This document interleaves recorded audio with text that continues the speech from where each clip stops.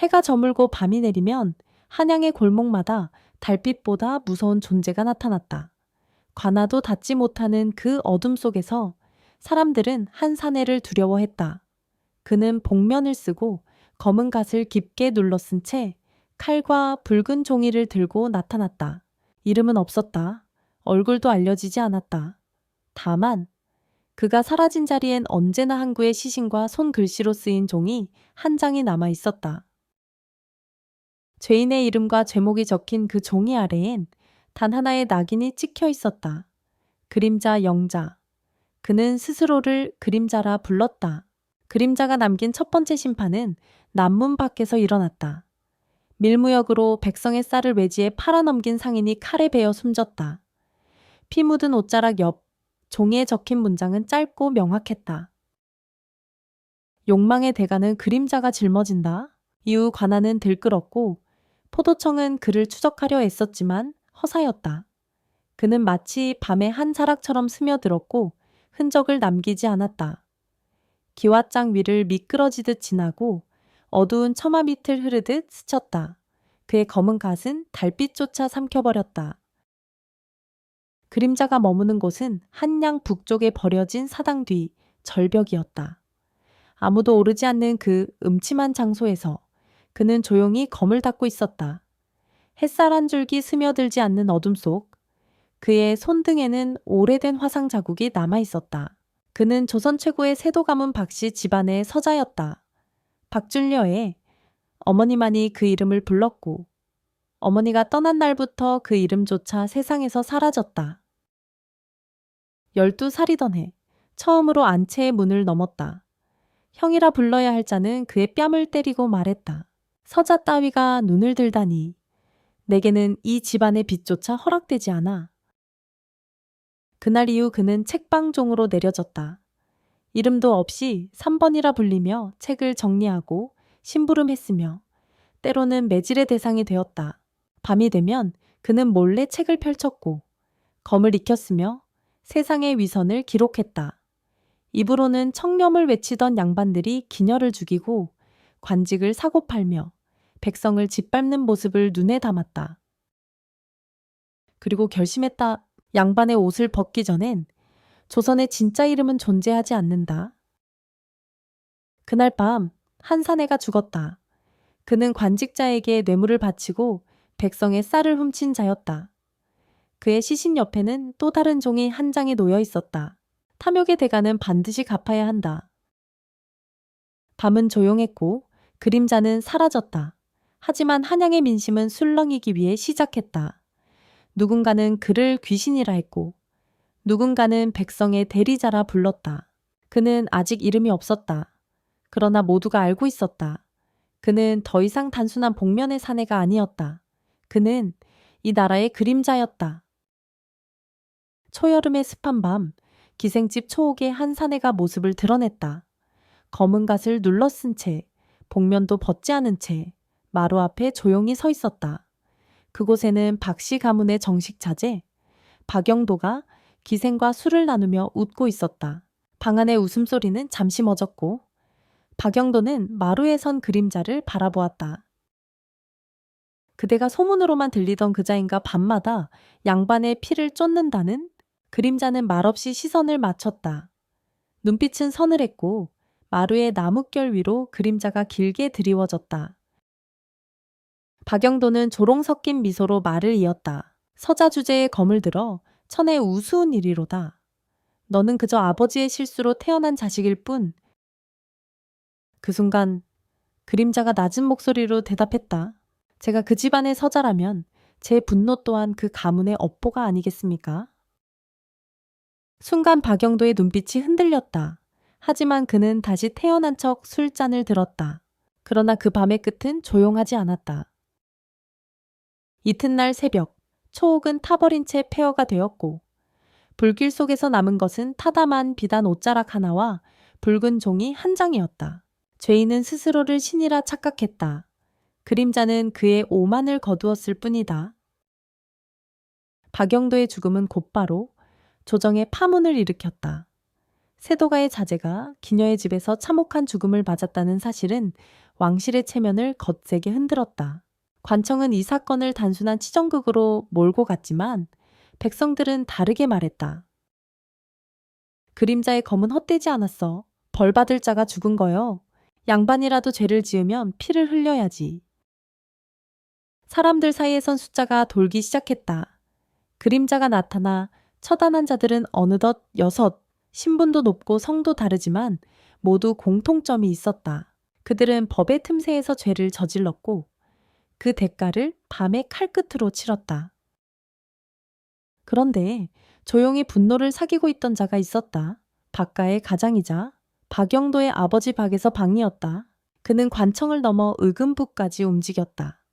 단 하나의 명령이 내려졌다. 그림자를 색출하라. 백정이든 중이든 서자든 조선 땅 어디에도 숨을 곳이 없게 하라. 곧바로 특별 추적대가 조직되었고 포도청은 소문을 좇기보다 그림자가 태어날 만한 삶을 추적하기 위해 시작했다. 고아, 하층민, 서자, 노비의 흔적. 추적은 그림자의 실체가 아니라 그가 떠난 자국에서 시작되었다. 그 무렵 버려진 사당 속의 작은 불빛 아래 그림자는 혼자 검을 닫고 있었다. 그의 손에는 오래된 나무함 하나가 있었다. 아무런 자물쇠에도 없는 그 안에는 어머니가 남긴 붓글씨 한 장이 들어있었다. 세상이 너에게 이름을 주지 않는다면 너는 너의 손으로 이름을 써라. 먹이피가 되어도 붓이 칼이 되어도 진실은 너의 것이어야 한다. 그는 글귀를 오래 바라보다 조용히 불 속에 넣었다. 종이는 천천히 타올랐고 마지막으로 남은 글자는 진리라는 한자였다. 그날 밤 그는 다시 남문시장으로 향했다. 칼이 아닌 붓을 들고 복수 아닌 기록을 남기기 위해 남문시장의 뒷골목 오래된 천막 하나 아래 구부정한 노파가 종이 한 장을 바라보며 떨리는 손끝으로 쌀을 고르고 있었다.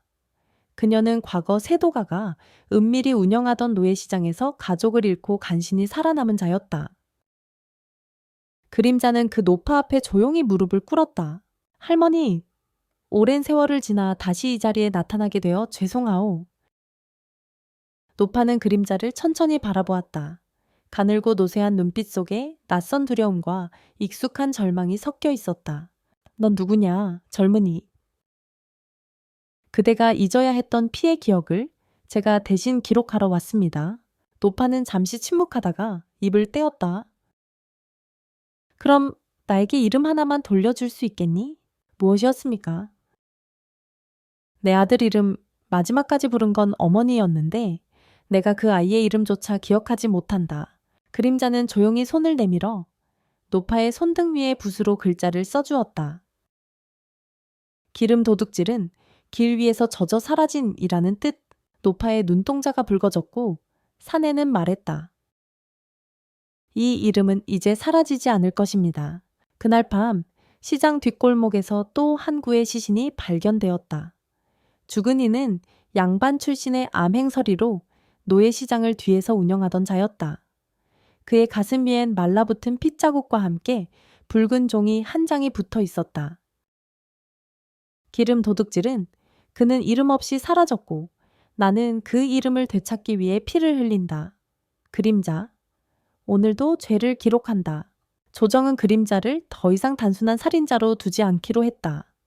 포도청은 대책회의를 열었고 누군가는 조용히 말했다. 그림자는 귀족이 아닐지도 모른다. 서자일 가능성이 크다. 왜 그렇게 양반만 노리는 걸까? 복수심에서 비롯된 것이라면 조선의 치부가 드러난 세미군. 한 포졸이 중얼거렸다. 혹시 그가 정말 서자라면 우리는 지금 이 나라의 거울을 스스로 깨부수고 있는 셈이야. 그날 밤 그림자는 숨지 않았다. 처음으로 그는 스스로 연회의 문을 열고 들어섰다. 복면 없이 검은 간만 눌러쓴 채 그를 둘러싼 귀족들의 시선이 얼어붙었다. 그가 걸음을 멈춘 곳은 다름 아닌 박가의 가장 박에서 방 앞이었다. 박에서 방. 그대가 나를 찾았지요? 박에서 방이 자리에서 일어났다. 너는 누구더냐? 그림자는 웃지 않았다. 그대의 피입니다. 연회장은 정적에 잠겼다. 귀족들의 시선은 그림자와 박에서 방 사이를 오갔다. 설마 진짜 그분의 서자란 말인가? 그림자는 칼을 뽑지 않았다. 그저 종이 한 장을 박에서 방해 앞에 두고 등을 돌렸다. 그림자는 이름 없는 자의 칼일 뿐, 그러나 그 칼끝은 진실을 향할 뿐이다. 다음날 아침, 박가의 안채는 침묵에 잠겼고, 박에서 방은 밤새 잠을 이루지 못한 채 정원을 배회했다. 연회장에서 마주한 사내의 눈빛은 진실을 말하고 있었다. 더구나 그 눈은 오래전 떠난 여인의 눈과 닮아 있었다. 도령, 아니, 그럴 리 없지. 그러나 세상은 속삭이고 있었다. 그 사내가 진짜였다고. 한양 북부의 상이슬 오래된 묘지 한편 풀이 무성하게 자란 비석 하나가 보였다. 비석은 달아 글씨가 흐릿했고 이름조차 제대로 새겨지지 않은 채 무명력, 향년 28이라는 네 글자만 남아 있었다. 박준려에는 무릎을 꿇고 그 앞에 조용히 앉았다. 어머니, 세상은 당신을 지웠지만 저는 아직 잊지 않았습니다. 그는 손에 들고 있던 흰 국화를 묘비 앞에 놓고 조심스럽게 품 안에서 잡고 오래된 비녀 조각을 꺼냈다. 은은한 빛을 띠는 비녀는 반으로 부서진 상태였다. 줄려에는 그 조각을 묘비 옆 흙 속에 묻으며 조용히 속삭였다. 당신의 이름은 사라졌지만 당신이 남긴 피는 살아있습니다. 그날 밤 도성의 한 폐가에서 불이 꺼지지 않고 있었다. 그곳엔 의금부에서 파견된 추적대장 이현이 홀로 앉아 그림자의 흔적을 쫓고 있었다. 이현은 양반 가문 출신으로 조정에서 총망받는 선비였다. 그러나 양반들의 위선과 무력한 법을 견디지 못하고 스스로 벼슬을 내려놓은 자이기도 했다. 지금 그는 조정이 부여한 임무를 수행하고 있었으나 마음속에는 의심과 갈등이 동시에 존재했다. 그날 그는 초옥 화재 현장을 다시 찾았다. 이미 잿더미가 된 방 안에서 유일하게 남은 물건 하나가 있었다. 타다 남은 붉은 옥의 비녀. 조심스럽게 들어올린 그 비녀 끝에는 희미한 글자가 새겨져 있었다. 주라는 글자. 이현은 고개를 들며 중얼거렸다. 이건 박에서 방이 한때 총애하던 여인이 쓰던 비녀와 닮았는데 그 순간 이현은 머릿속에서 무엇인가 엇갈리던 퍼즐 조각이 맞아 떨어지는 소리를 들은 듯했다. 만약 그림자가 그 여인의 자식이라면 우리가 쫓는 이는 단순한 복면 사내가 아니라 박가가 지은 과거 그 자체일지도 모르겠군.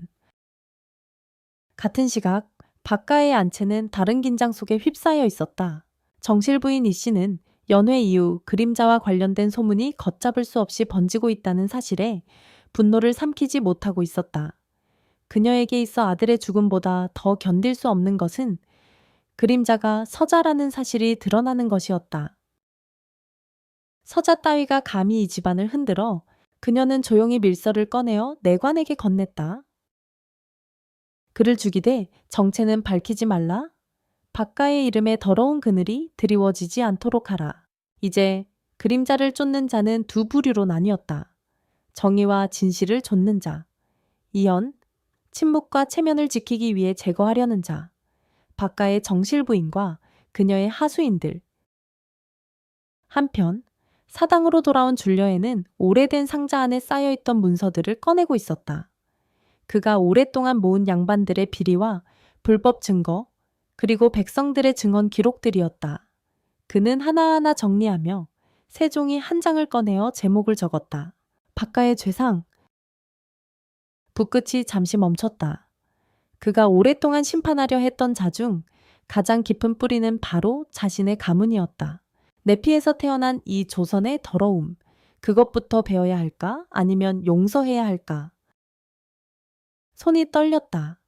칼은 언제나 자신을 향하고 있었고 지금은 그 칼끝이 자신 안의 이름을 겨누고 있었다.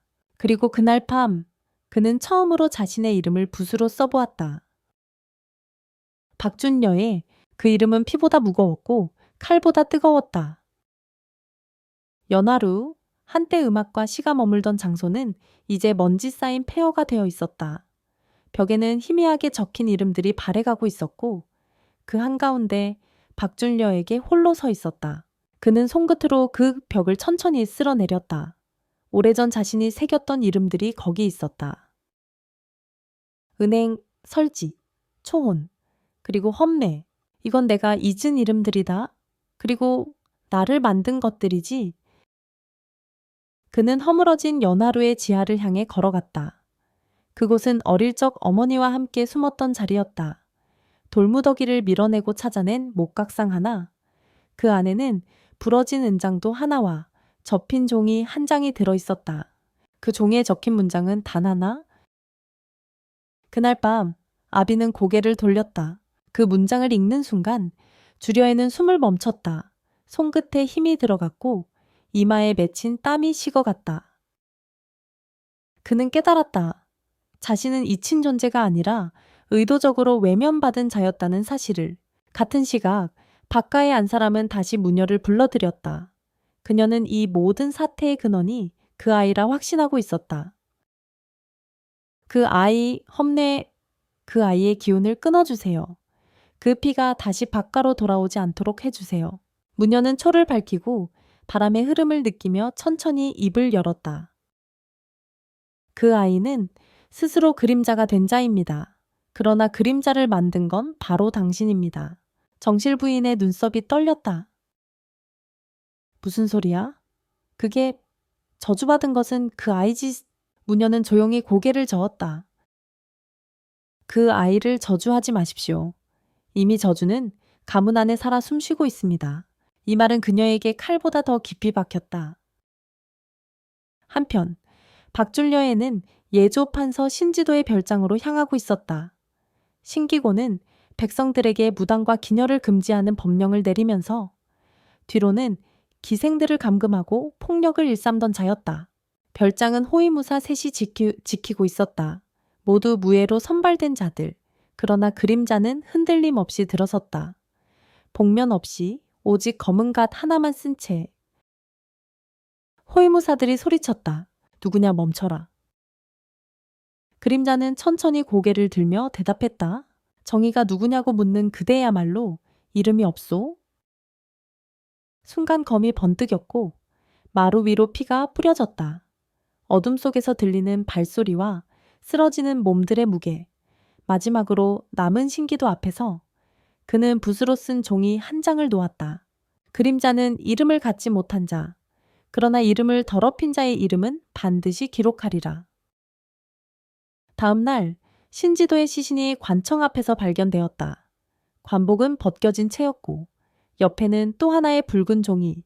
그 현장을 조사하던 이현은 땅에 떨어진 작은 조각 하나를 발견한다.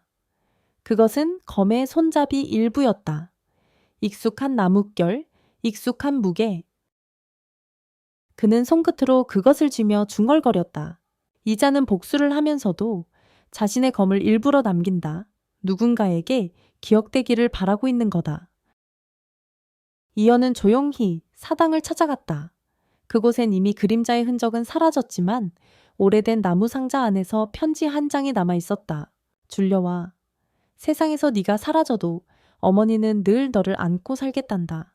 너는 그림자가 아니야. 너는 내 빛이란다. 그 글귀를 읽는 순간 이연의 눈빛이 흔들렸다. 그는 속으로 되뇌었다. 너는 그림자가 아니야. 너는 내 빛이란다. 그 한 문장이 박준려애라는 존재의 모든 것을 바꿔놓고 있었다. 사당에서 돌아온 이연은 곧장 의금부로 향했다. 손에는 그림자가 남긴 편지와 검의 손잡이 조각이 쥐어져 있었다. 그러나 대청에 도착하자 그는 대기 중이던 상관에게 호출되었다. 그를 기다리고 있던 것은 명령서 한 장. 추적대장 이연, 그대는 그림자를 은폐하고 있다는 의심을 받고 있다.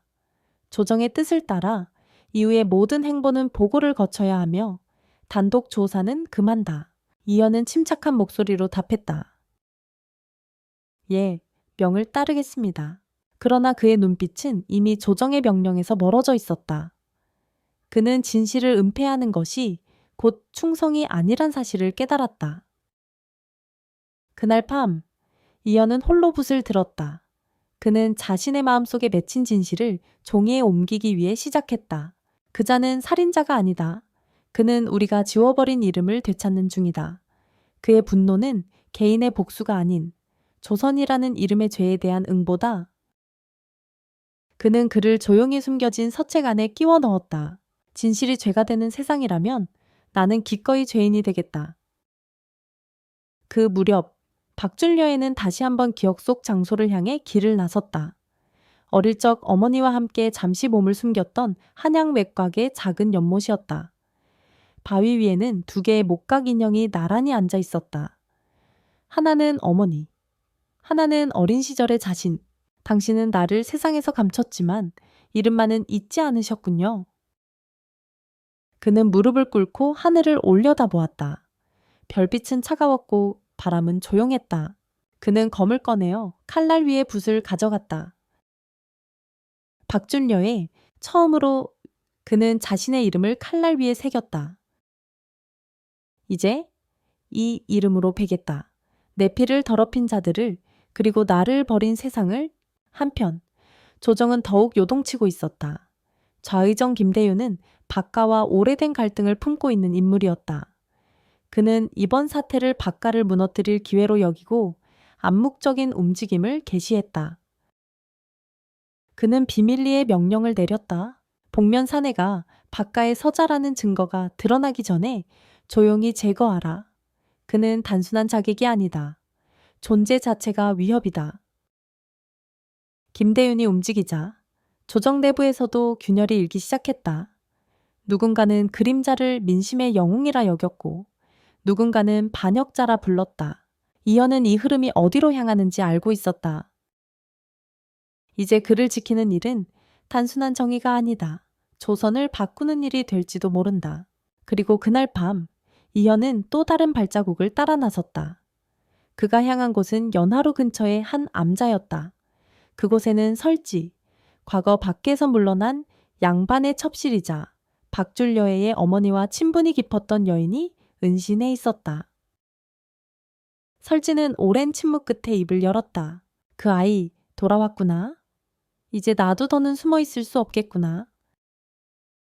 그녀는 박가가 저지른 죄의 역사와 준려에게 태어나던 날을 기억하고 있었다. 이제 그녀의 기억은 진실을 세상에 꺼내야 할 시간 앞에 서 있었다. 산사의 불이 켜졌다. 설지는 작은 등불 아래에서 조용히 앉아 기다리고 있었다. 그녀는 긴 세월을 침묵으로 살아왔지만 오늘은 달랐다. 문 밖의 기척이 익숙했다. 익숙하지만도 않았고 아득하면서도 아팠다. 문이 열렸다. 갓을 깊이 눌러 쓴 사내가 그림자처럼 들어섰다. 얼굴의 반은 어둠에 가려 있었지만 설지는 한눈에 알아보았다. 우리 어머니와 함께 밤마다 노래를 부르던 그 연하루 기억하십니까? 설지는 눈시울을 붉히며 고개를 끄덕였다. 내 어머니는 그날 밤 죽은 게 아니었단다. 그녀는 사라졌지. 너를 살리기 위해서. 주려에는 놀라움을 감추지 못한 채 입술을 떨었다. 설지는 그의 손을 살며시 잡았다. 넌 세상이 너를 지우기 전에 이미 존재하고 있었어. 너는 그림자가 아니라 누군가의 빛이었다. 방 안에는 오래전 어머니가 남긴 물건들이 조심스럽게 보관되어 있었다. 금장 머리핀 하나, 아이의 찢어진 속적삼, 그리고 천에 곱게 쌓인 작은 송어울. 설지는 그 거울을 내밀었다. 이 거울은 내 어머니가 매일 밤 닦으며 바라보던 것이란다. 그녀는 항상 이렇게 말하곤 했지. 이 아이는 세상의 눈으로는 보이지 않지만 내 눈으로는 가장 빛나는 별이다. 주려에는 거울을 받아들고 말없이 오랫동안 바라보았다. 그 거울에는 그의 어린 시절이 잊힌 목소리가 그리고 어머니의 숨결이 남아 있었다. 나는 세상에서 태어났지만 불리지 못한 자였소. 그 말에 설지는 조용히 말했다. 이제는 불러야 한다. 너 스스로. 주려에는 눈을 감았다. 그리고 아주 천천히 떨리는 목소리로 입을 열었다. 준, 혀에. 그 순간 방 안의 공기가 정지된 듯 조용해졌다. 그 한마디, 그 새 음절은 마치 처음으로 세상의 존재를 알린 외침처럼 들렸다. 그 이름은 누군가가 지우려 했고 또 누군가가 다시는 불리지 않길 바랐던 말이었다. 그러나 그 순간 그 이름은 살아 숨쉬는 자의 언어가 되었다. 설지는 미소를 지으며 말했다. 그래, 너는 험내야 그 어떤 그림자보다 찬란한 아이. 그날 밤 사내는 더 이상 그림자가 아니었다. 그는 자신을 이름으로 부른 자가 있었고 자신 또한 그 이름을 받아들였다. 그의 걸음은 달랐다. 그가 향하는 길은 어둠을 피해 숨어드는 길이 아니었다. 자신을 감춘 채 칼만 휘두르던 그림자의 길도 아니었다. 그는 이제 이름을 꺼내 퍼들고 세상과 마주할 준비를 하고 있었다. 이름을 입에 담은 그날 밤 주려에는 다시 절벽 위 사당으로 돌아왔다. 사당은 여전히 고요했지만 그가 느끼는 공기는 달라져 있었다.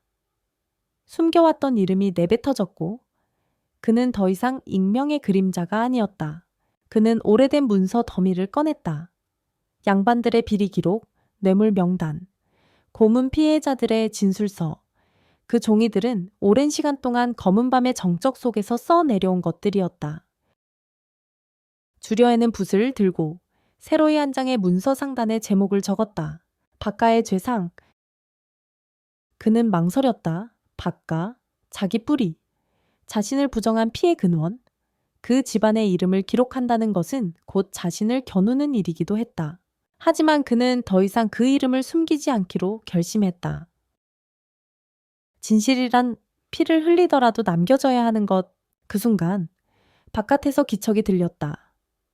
은신처로 향한 사람은 다름 아닌 이현이었다. 그는 조정의 감시를 뚫고 홀로 사당으로 들어섰다. 주려에는 그를 마주했다. 두 사람 사이에 긴 침묵이 흘렀다. 이현은 말했다. 너였구나, 박준여의. 준려에는 고개를 들고 물었다. 그대는 이미 알고 있었소. 왜 지금 와서 묻는 것이오? 그대는 지금 법을 거슬러 움직이고 있다. 나는 법에 버려진 자들의 이름을 대신 부르고 있을 뿐이오. 이현은 깊은 숨을 들이쉬었다. 나는 법의 틀 안에서 그대를 지키고 싶었다. 그러나 그대는 그 울타리를 넘었군. 줄려의 눈빛은 흔들렸지만 이내 다시 단단해졌다. 그대가 따르는 법은 사람을 살리고 있는가? 나는 이름 없는 자들의 피 위에서 칼을 들었소. 이현은 말없이 검을 꺼냈다. 그러나 두 사람은 칼을 겨누지 않았다. 검 끝은 서로의 목이 아니라 마음속의 신념을 향해 멈추고 있었다. 오늘은 그대의 눈을 확인하러 왔다. 하지만 다음엔 내 칼이 그대를 겨눌 수도 있소. 줄려에는 그 말을 가만히 듣고 고개를 끄덕였다. 그대가 정이라면 내 칼이 진실을 베지 않기를 바란다.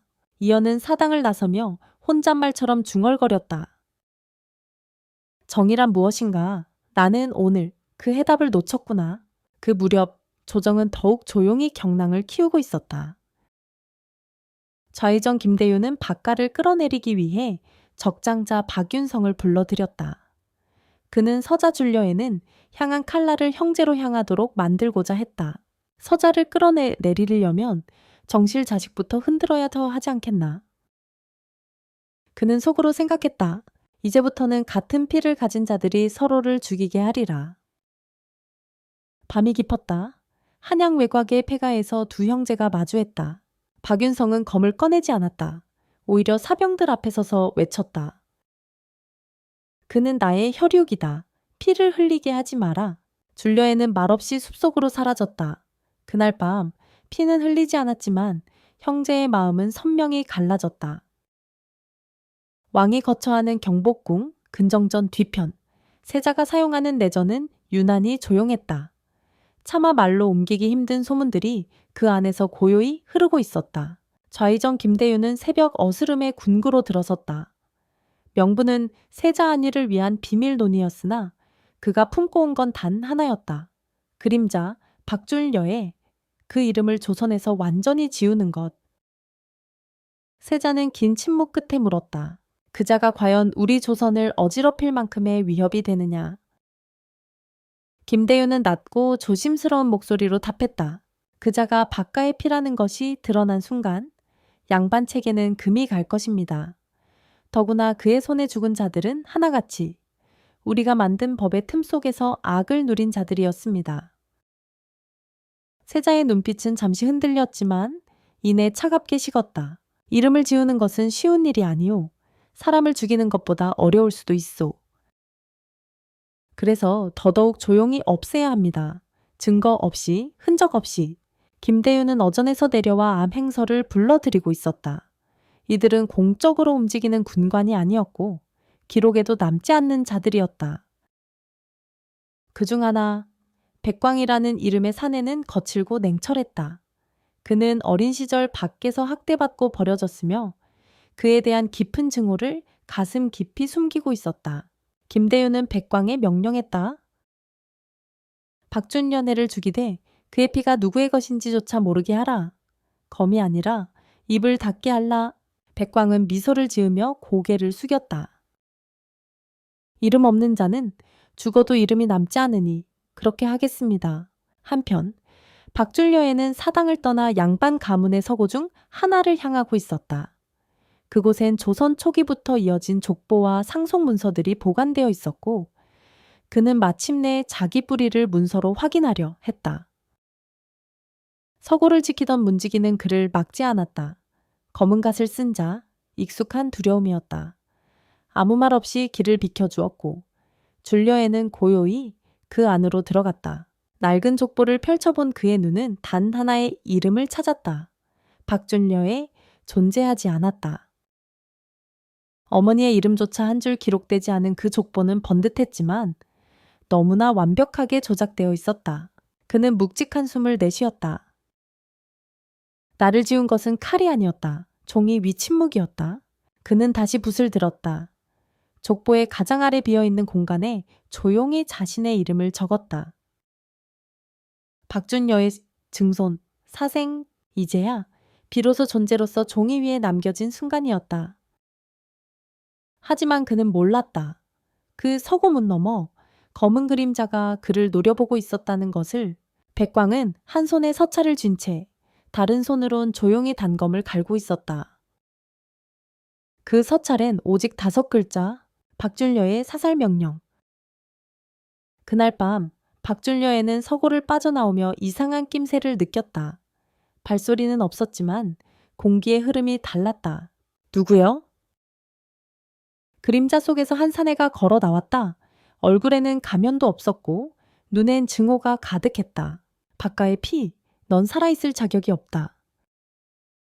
줄려에는 검을 뽑지 않았다. 그는 손을 내렸다. 그대도 밖에 버려졌나? 백광은 피식 웃었다. 그대는 그 피로 세상을 심판하려 하지만 난 그 피에 분노할 뿐이오. 줄려에는 천천히 말하며 다가섰다.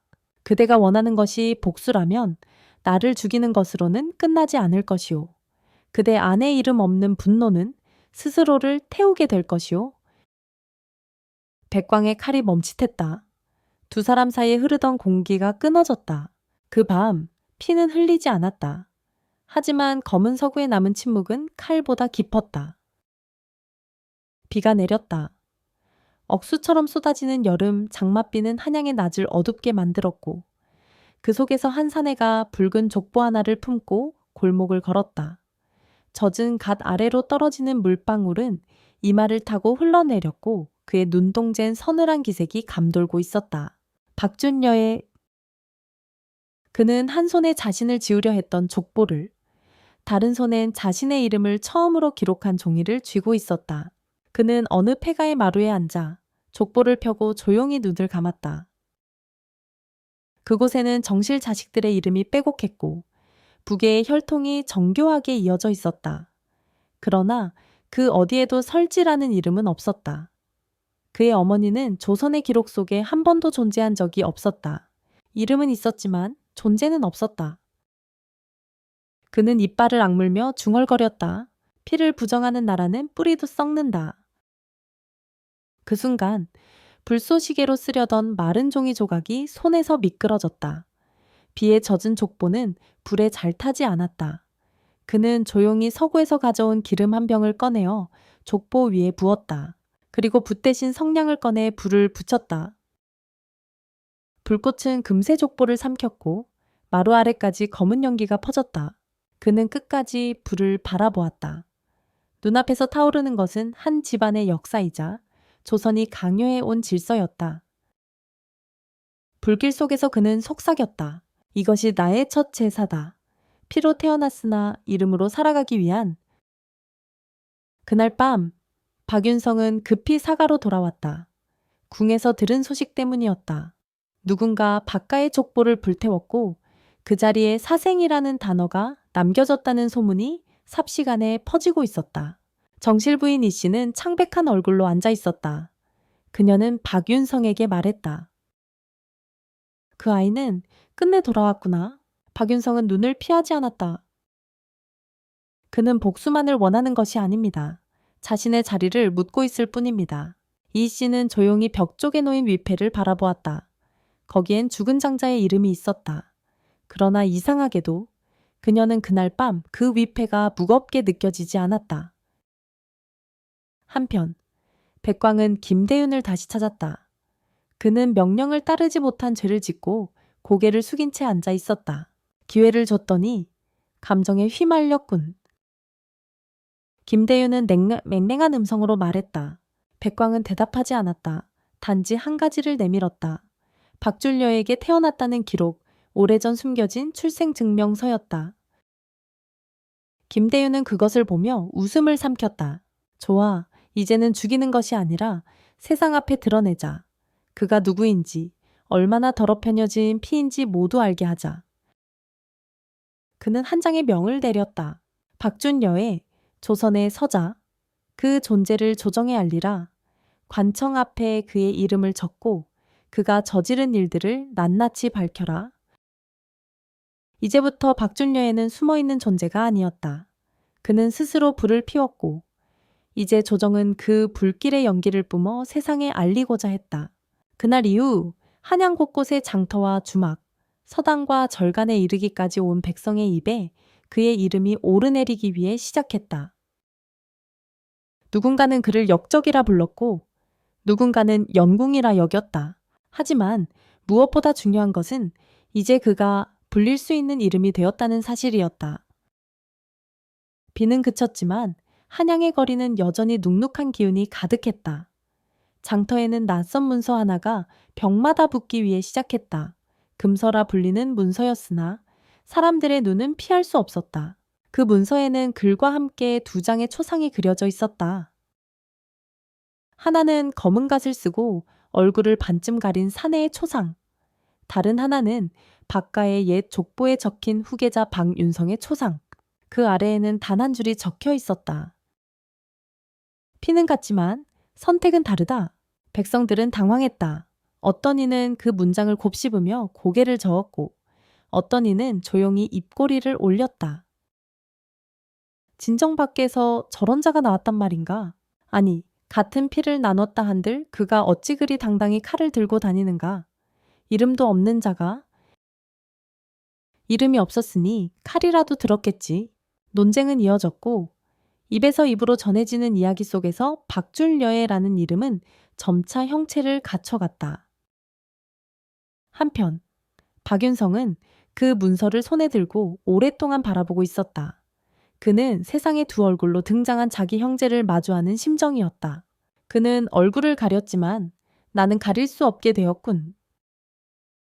그의 말에 옆에 있던 사령관이 조용히 말했다. 대감, 이제는 입장을 정하셔야 합니다. 조정의 뜻에 따라 박가를 지키시겠습니까? 아니면 박윤성은 그 말을 막고 조용히 말했다. 나는 가문을 지키려는 것이 아니라 사람을 지키고 싶다. 그는 말없이 자리를 떠났다.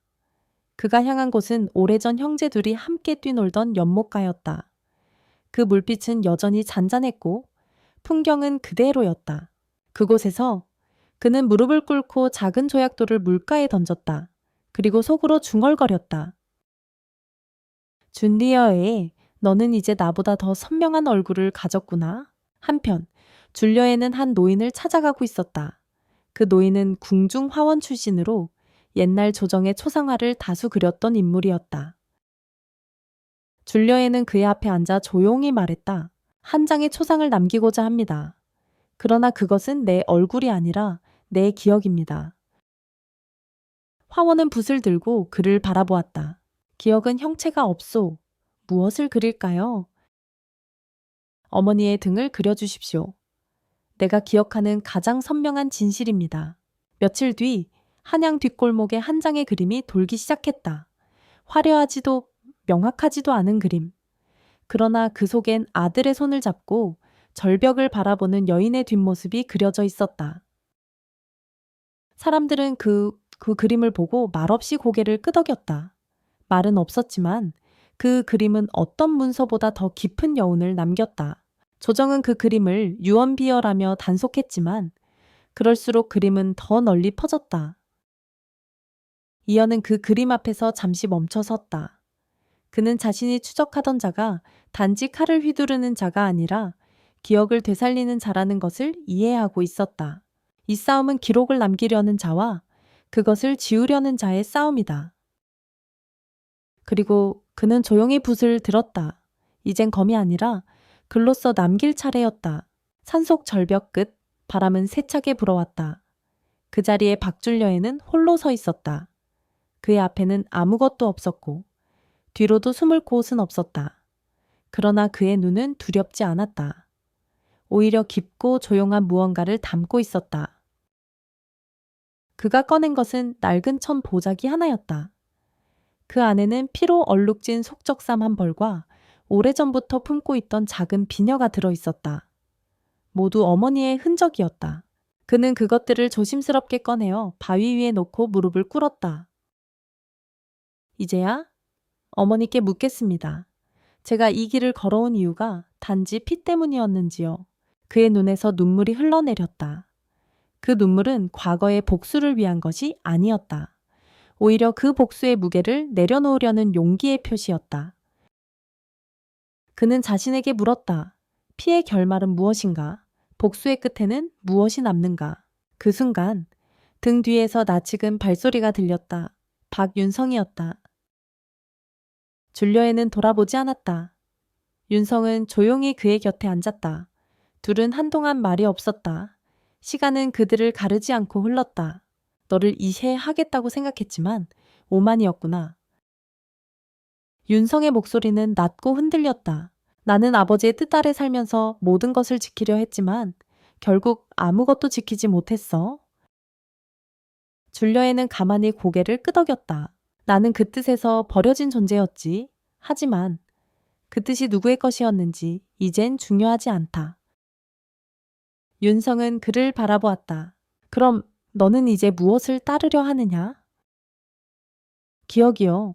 지워진 사람들의 기억, 사라진 이름들, 그리고 그들을 위해 다시 쓰일 수 있는 세상. 윤성은 눈을 감았다. 바람이 두 사람의 머리카락을 스쳤고 오래된 비녀가 바위 아래로 미끄러져 떨어졌다. 하지만 누구도 그것을 주우려 하지 않았다. 그것은 이미 기억 속에 돌아갔기 때문이었다. 그날 밤 박준여애는 한 편의 문서를 작성했다. 그것은 고발장이 아니었고 복수의 선언도 아니었다. 그는 거기다 이름을 적었다. 죽은 이들의 이름, 잊힌 이들의 이름, 그리고 끝에 자신의 이름을 적었다. 마지막 줄에는 이렇게 쓰여 있었다. 나는 기억으로 살아가겠습니다. 잊지 않겠습니다. 다시는 지우지 않겠습니다. 그 문서는 바람에 실려 조용히 사람들 사이에 흘러갔다. 그리고 한양의 작은 주막에 붙었다. 술을 마시던 사내가 그 글을 읽고 중얼거렸다. 기억이라 우리가 놓친 건 그것이었는지도 모르지. 그 주막의 주인은 천천히 고개를 끄덕이며 종이 한 귀퉁이에 이렇게 적었다. 이름 없는 자는 없다. 다만 불리지 않았을 뿐. 조선의 심장부 이 경복궁에 근정전 마루 아래에는 발소리조차 허락되지 않는 침묵이 감돌고 있었다. 왕은 그 침묵 속에서 홀로 앉아 있었다. 그리고 그의 눈앞에는 한 장의 그림이 놓여 있었다. 그림 속 인물은 갓을 깊이 눌러 쓴 사내였다. 이름이 적혀 있지 않았다. 다만 그림 뒤에는 몇 줄의 짧은 글이 손글씨로 적혀 있었다. 지워진 이름으로 태어난 자, 침묵으로 자라난 자, 이제 기억으로 조선을 흔들다. 왕은 조용히 물었다. 이 사내가 그 장갑 문신 하나가 조심스럽게 고개를 끄덕였다.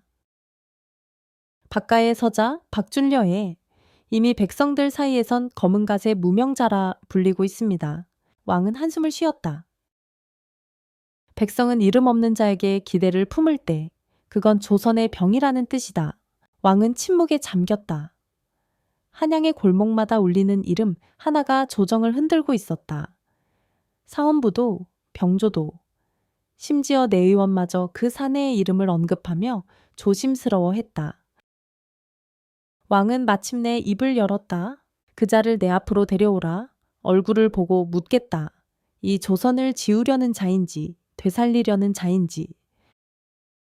그 무렵 박준려에는 이현의 안내를 받아 궁 가까이 도달해 있었다. 이현은 준려에게 조용히 말했다. 왕을 마주한다는 건 검을 들이대는 것과 다르지 않소? 단 한마디에 생과 사가 갈릴 수 있소. 준려에는 담담하게 대답했다. 그 한마디가 내 목숨을 끊는다면 그 역시 내가 받아들일 몫입니다. 그는 갓을 깊이 눌렀었다. 예전처럼 얼굴을 가리기 위한 것이 아니었다. 오늘만큼은 이름으로 자신을 증명하러 가는 길이었기에 근정전 앞 그는 천천히 걸어 들어갔다. 문이 열리고 왕과 단둘이 마주했다. 고개를 들라 왕의 음성은 무겁고도 절제되어 있었다. 준려에는 고개를 들고 왕의 눈을 바라보았다. 두 사람은 침묵으로 서로를 들여다보았다. 검은갓 아래의 눈동자와 골룡포 속 군주의 시선은 그 어느 전장보다 팽팽한 긴장을 만들어냈다. 왕이 먼저 입을 열었다. 자네가 백성의 목소리를 자처하는 자인가? 아닙니다. 저는 목소리를 잃은 자들의 그림자일 뿐입니다. 그림자는 어둠을 먹고 자란다. 자네는 밝음을 두려워하지 않나? 밝음이 진실이라면 저는 두려워하지 않습니다. 하지만 그 빛이 권력의 장막이라면 저는 그의 앞에서 검을 들 것입니다. 왕은 조용히 웃었다. 그대의 말에는 분노가 있다. 그러나 동시에 슬픔도 있다. 그 슬픔이 저를 움직였고 그 분노가 저를 살렸습니다. 왕은 자리에서 일어나 창밖을 바라보았다. 안개 낀 궁궐의 마당은 조선의 혼란을 닮아 있었다. 세상은 이름을 가진 자의 것이 아니다. 그러나 이름조차 지우려는 자의 세상이 계속될 순 없지. 그는 고개를 돌려 마지막으로 물었다. 박준려에 자네는 이 조선을 어찌하고 싶은가? 준려에는 천천히 대답했다. 숨겨진 이름들을 꺼내어 다시 조선을 적고 싶습니다. 그 말에 왕은 고개를 끄덕였다. 그리고 조용히 한마디를 남겼다. 오늘 이 자리는 기록되지 않을 것이다. 그러나 나는 기억하겠다. 검은갓의 무명, 자, 그 이름을.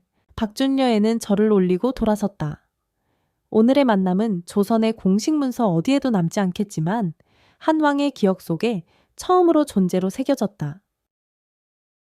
경복궁 정문 앞 어느 날 새벽 아직 해가 뜨지 않은 시간 궁 앞에 나무 기둥에 덧대어 놓인 종이 한 장의 바람에 펄럭이고 있었다.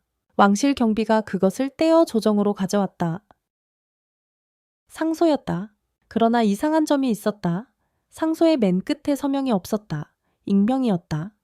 더 기이한 것은 같은 상소가 한양의 관청, 서당, 주막, 심지어 서민들의 집 대문에까지 붙어 있었다는 것이었다. 그 상소의 서두는 이렇게 시작됐다. 이름이 지워진 자가 있다. 그 자는 칼을 들었으되 나라를 찌르지 않았고 복수를 외쳤으되 사람을 죽이지 않았다. 그리고 이어지는 글에는 조선의 잘못된 관습, 문벌 제도의 모순, 서자의 불인정과 침묵당한 진실들이 조목조목 적혀 있었다. 이름을 갖지 못한 자는 백성일 수 없다는 것이 조선의 법이라면 그 법은 진정 백성을 위한 것인가? 그 상소는 뜨거웠다. 격렬한 단어 없이도 사람들의 가슴을 뜨겁게 데웠고 한 줄 한 줄이 조정을 조용히 흔들었다. 의금부 대감은 화를 냈다. 익명이라 하여 감히 상소랍시고 왕 앞에 던져 이건 모반이다. 그러나 왕은 종이를 손에 들고 오랫동안 바라보다가 조용히 말했다. 이 상소는 이름을 숨겼으되 백성의 얼굴을 담고 있다. 상소의 끝에는 단 한 줄 짧은 문장이 있었다. 박준려에는 혼자가 아니다. 그 말은 전염처럼 퍼졌다. 거리의 소리꾼들은 이 문장을 노래에 얹었고 서당 아이들은 몰래 손바닥에 적어 숨기곤 했다. 어시장 아주머니는 생선을 팔며 중얼거렸고 뗄나무 장수는 산길을 오르며 흥얼거렸다. 이어는 상소문을 다시 손에 들고 물었다. 저 상소를 쓴 자는 누구였을까? 설지는 미소 지으며 대답했다. 상소는 한 사람이 쓴 것이 아니에요. 줄려에는 본 모두가 함께 쓴 것이지요. 같은 시각 박윤성은 자신의 서재에서 또 다른 문서를 마주했다. 그것은 백광이 이래 그에게 몰래 건넨 것이었다. 내용은 충격적이었다. 사라진 무관 12인의 사망일지, 공문서 조작 증거, 실종된 서자들에 대한 내부 기록, 그 모든 것이 조정을 향한 상소보다 더 큰 파문을 예고하고 있었다. 박윤성은 가만히 속으로 생각했다. 그는 조선을 불태우려는 게 아니야. 진짜 불을 붙이는 쪽은 오히려 우리였다. 그리고 그는 첫 번째로 자신의 이름을 적어 문서 아래에 서명했다. 그것은 권력자의 이름이 아닌 형제로서의 이름이었다. 조정은 혼란스러웠다. 왕은 상소를 다시 펼쳐들고 천천히 접었다. 이 상소는 불타지 않는다. 불태우려 할수록 더 많은 이가 그것을 기억할 것이다. 그 말과 함께 왕은 내관에게 조용히 명을 내렸다. 익명의 상소에 답하라. 박준련애를 공식 조사하되 칼이 아닌 문으로 시작하라. 그날부터 조선은 이름 없는 자에 대한 첫 공식 기록을 남기기 위해 시작했다. 비록 문서에는 박준려의 이름 대신 서자 출신 의문인물이라 쓰였지만 그것만으로도 조선의 기록이 처음으로 열린 셈이었다. 그리고 사람들은 알게 되었다. 역사는 이름으로 쓰이지만 기억은 마음으로 남는다는 것을 조정이 공식적으로 소환장을 내린 건 수십 년 만의 일이었다. 그것도 서자의 신분을 가진 자에게 보내진 것은 조선 역사상 유례없는 일이었다. 이름 없는 자에게 첫 문장이 도착한 날, 한양의 하늘은 흐리고 무거웠다. 조선은 그를 조사하기 위해 시작했지만 그와 동시에 스스로를 돌아보게 되었다. 이 말은 시전상인의 입에서 시작되어 문사, 유생, 심지어 수군 장교들 사이에서도 회자하였다. 근정전압 특별 첫문장, 조정 대신들이 열을 지어 앉고 왕은 모습을 드러내지 않은 채 발언을 들었다. 오늘의 증인은 단 한 명, 박주려애였다. 그가 걸어 들어올 때 조정의 공기는 싸늘하게 가라앉았다. 한쪽에서는 그를 역적으로, 다른 한쪽에서는 변화의 시작이라 보았다. 그는 검도, 갓도 내려놓고 흰 도포만 입은 차에 나타났다. 박준려애, 너는 박가의 서자임을 인정하는가? 첫 질문은 좌의정 김대윤이었다. 그 음성은 함정처럼 매섭고 날카로웠다. 나는 밖에서 태어났으나 그곳에서 살지 못했습니다. 다만 제 어머니가 저를 낳은 것도 사실이고 그를 버린 것도 사실입니다. 첫 문장 안이 술렁였고 이내 정적이 다시 감돌았다. 그렇다면 너는 조선을 향해 무엇을 바라는가? 이번엔 병조판서가 물었다. 박준려에는 조용히 눈을 들었다. 잊힌 이름들이 다시 불릴 수 있는 조선, 태어난 이유만으로 참 죄가 되지 않는 조선, 그것이 제가 바라는 나라입니다. 몇몇 대신이 코웃음을 쳤다. 이런 말로 조정을 설득하려는 것이냐? 그러나 그때 뜻밖의 인물이 자리에서 일어섰다. 바로 박윤성이었다. 그는 정식 조정위원은 아니었지만 그날의 청문회에는 증인으로 함께 있었다. 박준려에는 제 형입니다. 서자라는 이유로 제가 누리던 것을 갖지 못했지만 그 누구보다 조선을 깊이 이해하고 있습니다. 좌의정은 언성을 높였다. 그대는 본가의 수장이 아닌가? 어찌 조정을 등지고? 그러나 윤성은 그 말의 끝을 잘랐다. 조정은 법을 따르지만 때로는 진실을 등지기도 합니다. 저는 오늘 법이 아닌 진실에 따르겠습니다. 박준려에는 고개를 돌려 형을 바라보았다. 서로의 눈빛은 짧았으나 깊었다. 그 눈빛 속에는 피가 아닌 기억이 흘러가고 있었다. 그리고 그날 한 장의 서류가 조정의 기록에 올라갔다. 박가서자 출신 인물 박준려의 자진 출두 및 증언 기록. 그것은 복수의 시작도 반역의 서막도 아니었다. 한 이름이 처음으로 조선의 공문서에 기재된 순간이었다. 청문회가 끝난 뒤 왕은 홀로 문서를 읽었다. 피로 적힌 청문이었으나 그 속엔 단 한 줄의 증언이 빛났구나. 그리고 그는 마지막 장에 붉은 인을 꾹 눌렀다. 그것은 박준려의 존재를 부정하지 않겠다는 조선의 조용한 대답이었다. 그날 밤 궁궐 바깥마당에는 수많은 초가 피어 있었다. 이름 없는 백성들이, 자기 이름조차 누군가에 의해 정해진 사람들이 불빛 앞에 모여 조용히 속삭였다. 이젠 누가 우리의 이름을 대신 지워도 우리는 기억할 것이다. 한양의 북쪽 끝 거센 바람이 부는 절벽 위. 거기엔 두 사내가 나란히 서 있었다. 그곳은 박준려에게 어릴 적 어머니와 함께 자주 찾던 자리이기도 했다. 높은 절벽 아래론 검푸른 강이 넘실거렸고 저 멀리 산허리의 마지막 겨울 안개가 걷히고 있었다. 박준려에는 앞서가며 물었다. 형은 여전히 내가 조선을 흔들 존재라 생각하십니까? 박윤성은 그를 바라보며 고개를 저었다. 아니다. 지금의 너는 조선을 이해하려는 자다. 나보다 더. 둘 사이엔 긴 침묵이 흘렀다. 박준려에는 천천히 입을 열었다. 나는 계속해서 무언가를 부정하며 살아왔습니다. 박가도, 조정도, 이름도. 그런데 이제는 부정으로는 아무것도 남지 않는다는 걸 알게 되었습니다. 박윤성은 절벽 아래를 바라보며 말했다. 그건 너만의 일이 아니야. 나도 마찬가지였다. 아버지의 그림자 아래에서 사는 동안 나는 나를 만든 적이 없었지. 그들은 마주 앉았다. 돌 위에 앉은 두 사내의 얼굴엔 복잡한 기운이 감돌았지만 어딘지 모르게 평온했다. 줄려에는 손을 내밀었다. 이제는 내 검이 아니라 내 이름으로 약속하고 싶습니다. 윤성은 그 손을 가만히 바라보다가 천천히 그 손을 잡았다. 그 순간은 형제라는 피의 연결이 아니라 같은 길 위에 선 이들의 결단이었다. 지금부터 나는 너를 형제로서만이 아니라 동행자로 부르겠다.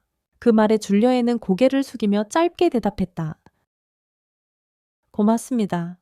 그날 밤 두 사람은 각자의 길로 돌아갔다. 그러나 이제 그 길은 서로를 배제하지 않았다. 줄려에는 다시 옛 은신처로 돌아왔다. 낡은 책상 위에는 그가 남겨둔 문서와 그림들이 가득했다. 그는 조용히 앉아 그 위에 새로운 장을 꺼내 적기 시작했다. 그 첫 줄에는 이렇게 적혀 있었다. 조선을 바꾸는 것은 칼도 권세도 아닌 기억과 약속이다. 그는 기록을 멈추지 않았다. 이번에는 누군가를 고발하기 위해서가 아니라 기억을 남기기 위해서였다. 한편 박윤성은 조정으로 돌아가 병조의 인사권을 정리하고 내각 내의 폐단을 정식으로 조사하겠다는 의지를 밝혔다. 그는 더 이상 박가를 지키기 위해 거짓을 옹호하지 않았다. 조선은 조용히 흔들리고 있었다. 권세 위에 세워진 무게보다 이름 없는 자들의 손이 더 깊고 무겁게 조선을 움직이고 있었다. 그리고 한양 외곽의 작은 마을, 어느 도인이 어린 손자의 손을 잡고 낮은 목소리로 말했다. 기억해 두어라. 어느 시대든 가장 무서운 이는 이름을 잃은 자가 아니라 이름을 남기려는 자란다. 하늘은 흐리다 다시 맑아졌다. 절벽 위 바람은 여전히 거세게 불고 있었지만 그 위에 선자들은 흔들리지 않았다. 한양 서문 근처 작고 허름한 서당에서 밤새 불빛이 꺼지지 않았다. 그곳엔 박준려에게 와 몇몇 유생, 서생들, 그리고 이름 없는 필사꾼들이 모여 있었다. 낡은 서책과 공책, 먹과 붓이 탁자 위에 쌓여 있었다. 검은 한 명만이 휘두를 수 있지만 기록은 1000명이 나를 대신할 수 있다. 박준려에는 그렇게 말하며 조용히 붓을 들었다. 그는 칼을 놓고 글을 택했다. 그리고 자신의 이름으로 첫 문장을 써 내려갔다. 이 땅에 숨겨진 목소리를 찾는다. 그들이 가졌던 고통은 언제나 있었으나 한 번도 들려진 적 없었다. 그 글은 무명의 연록기라 불렸다. 며칠 후 이 글은 작은 종이 조각으로 인쇄되어 한양 전역에 퍼졌다. 책방 주인, 엿장수, 술집 여주인, 마을 훈장 모두가 한 장씩 가지고 있었고 누구는 그것을 베껴 벽에 붙였다. 처음엔 조정에서도 그것을 무시했다. 그러나 며칠 지나지 않아 상소와 민원, 민청이 빗발치기 위해 시작했다. 서자의 신분제도에 대한 재고를 요청한다. 이름이 없다는 이유로 병역에서 제외된 자들의 행적을 확인하라. 과거 시험의 응시 자격에서 출신 문중을 묻지 말라. 박준려에는 그 모든 움직임을 멀리서 지켜보았다. 그는 한양 거리 어귀, 포목점 옆에 숨어서 그 종이 조각을 읽는 사람들의 얼굴을 조용히 바라보았다. 아이의 손에 들린 종이 위에 문장이 바람에 펄럭일 때 줄려에는 입을 다물고 미소 지었다. 그날 밤 그는 설지와 이연을 불러 작게 말했다. 이제 백성들이 나를 대신해 싸워주고 있습니다. 나는 그림자가 되어도 좋습니다. 설지는 고개를 끄덕이며 말했다. 그대의 싸움은 그대가 이긴 게 아니라 우리가 함께 이겨가는 중이지요. 이연은 문득 물었다. 그럼 어디로 가시겠습니까? 박준려에는 대답하지 않았다. 대신 손에 들고 있던 한 장의 종이를 불 속에 넣었다. 그 종이는 자신이 쓴 원본이었다. 이제부터는 내 글도 내 것이 아닙니다. 백성의 것이지요. 같은 시각 왕은 조용히 무명의 연록글 읽고 있었다. 끝까지 다 읽은 후 붓을 들어 단 한 줄을 적었다. 이 글을 금할 수는 없다. 왜냐하면 조선은 이미 이 글을 말하고 있기 때문이다. 이후 조정은 혼란스러웠다. 일부 대신은 글을 금하자 일부는 오히려 백성의 움직임에 편승하려 했다. 그러나 어떤 명령도 어떤 금령도 무명의 연록을 막을 수 없었다. 그것은 더 이상 하나의 글이 아닌 하나의 외침이었기 때문이다. 그리고 어느 날 익명의 봉투 하나가 조정에 도착했다. 그 안엔 짧은 편지 한 장이 들어있었다. 백성은 이름을 부르지 않는다. 다만 기억한다. 박준려에는 더 이상 검을 들지 않았다. 하지만 그가 내려놓은 검보다 그가 남긴 말이 더 많은 검이 되어 조선의 중심을 흔들기 위해 시작했다. 한양도심 깊숙이 자리한 구 의금부 건물. 이제는 수문장조차 없어진 이곳에 뜻밖의 재판장이 꾸려졌다. 왕의 특별 지시로 열린 비공개 신문회. 하지만 그것은 신문이 아니었다. 박준려에게 요구한 조건 때문이었다. 그 누구도 고문당하지 않아야 합니다. 나 또한 묻지 않겠습니다. 다만 들을 준비가 되어 있는 사람들에게 제 이야기를 전하고자 합니다. 그 자리에 모인 인물들은 조정 대신 몇 명, 박윤성, 설지, 이현, 그리고 조선 각지에서 모여든 이들, 대다수가 이름 없는 사람들, 혹은 이름이 잘못 불려왔던 이들이었다. 재판장의 중심에는 판관도 없었다. 단상에는 오직 한 사람, 박준려에게 서 있었다. 그는 조용히 입을 열었다. 나는 복수를 끝냈습니다. 그러나 복수로는 아무것도 얻을 수 없었습니다. 그러니 오늘은 복수가 아닌 기록을 위해 이 자리에 섰습니다. 그의 말은 조용했지만 또렷했다. 그는 손에 오래된 문서 하나를 들고 있었다. 그것은 과거 밖에서 숨겨졌던 서자의 명단이었다. 단지 이름뿐만 아니라 그들이 어디서 어떻게 사라졌는지가 기록된 문서였다. 여기에는 조선이 외면한 이들의 이름이 담겨 있습니다. 그 이름들이 사라진 날, 이 나라의 정의도 함께 사라졌습니다. 그는 한 사람씩 이름을 불렀다. 어떤 이름은 관중석에서 울음을 터뜨렸고, 어떤 이름은 기억조차 나지 않는 자의 것이었다. 그러나 모든 이름은 박준려의 목소리로 다시 불렸다. 박윤성이 자리에서 일어났다. 이 모든 것을 알고도 조정은 침묵했습니다. 나 또한 그 침묵의 일부였습니다. 그의 고백은 조용했지만 무거웠다. 이어 설지가 나섰다. 한 여인의 죽음이 복수로 이어졌고 그 복수가 이제 정의의 문을 열었습니다. 저는 그 여인의 딸로서 오늘 이 장면을 끝까지 지켜보겠습니다. 그날의 재판에는 어떤 판결도 없었다. 오직 각자의 증언만이 존재했다. 왕은 멀리서 그 광경을 듣고 있었다. 내관을 통해 전달받은 기록은 수십 장에 달했다. 왕은 천천히 붓을 들었다. 그리고 단 한 문장을 조선의 공식 기록으로 남겼다. 오늘 조선은 말 없는 자들의 이야기를 처음으로 들었다. 이후 한양 곳곳에는 작은 돌비석이 세워지기 위해 시작했다. 이름이 적힌 것도 날짜가 적힌 것도 아니었다. 다만 짧은 문장 하나만 새겨져 있었다. 여기 한 사람이 살았다. 그것은 무덤이 아니라 기억의 증거였다. 박준려에는 그 재판 이후 모습을 감추었다. 그는 군으로도 시전으로도 가지 않았다. 다만 마지막으로 작은 종이에 짧은 글을 남겼다. 이제 나는 사라지지만 나로 인해 불린 이름들은 남을 것이다. 그리고 그는 북쪽 숲길 너머로 걸어 들어갔다. 따라오는 자도 막는 자도 없었다. 그의 뒷모습은 한 사람의 퇴장이었지만 수많은 목소리의 시작이었다. 그날 이후 조선은 바뀌기 위해 시작했다. 느리지만 분명하게 이름을 가진 자들보다 이름을 새긴 자들의 나라로 초봄이 찾아온 어느 날 바람 끝이 무뎌지고 얼었던 땅이 천천히 풀리기 위해 시작했다. 한양 외곽의 산중 깊은 곳, 오래전부터 무덤이라 불리지 못한 자리가 있었다. 돌도 없고 비석도 없는 평지, 다만 야트막한 흙더미 위에 들꽃이 하나둘 피어나고 있었다. 설지가 그곳에 도착했을 때 그녀의 손에는 편지 한 장이 들려 있었다. 편지는 종이도 봉투도 낡았으나 접힌 자국은 가지런했다. 글씨는 정갈했지만 한자 한자 눌러 쓴 듯했다. 그것은 박준려에게 마지막으로 남긴 기록이었다. 편지는 이렇게 시작했다. 설지, 내가 떠난 자리는 이름 없는 흙이지만 나를 기억하는 사람들 덕에 사라지지 않을 것이다. 그는 끝내 어디로 갔는지 아무도 몰랐다. 살아있는지도 죽었는지도 알 수 없었다. 다만 그는 어느 날 설지와 이연에게 각각 편지 한 통만 남기고 자취를 감췄다. 이연은 그 편지를 품속에 넣고 다시 변경으로 돌아갔고 설지는 그 편지를 들고 매년 봄 이 자리를 찾았다. 무덤은 아니었다. 기록도 이름도 없는 땅이었으나 설지의 마음속에는 그것이 험내의 마지막 흔적이었다.